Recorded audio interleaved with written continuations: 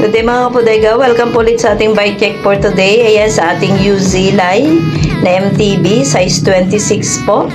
Ayan, unahin natin ang kanyang frame. Ayan, naka-steel na po ang kanyang frame. Ayan po, naka-alloy na din po ang kanyang stem. Yan naman po ay naka-internal cabling. Ayan, naka 3x7 na din po ang kanyang speed. Ayan po, nakaswang na din na rapid shifter.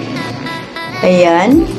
At syempre ang kanya pong FD at saka ang kanyang RD po, ayan, nakaswangin na din po yan.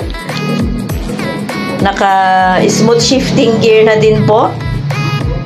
Ayan po siya. Naka-mechanical brake na din po yan.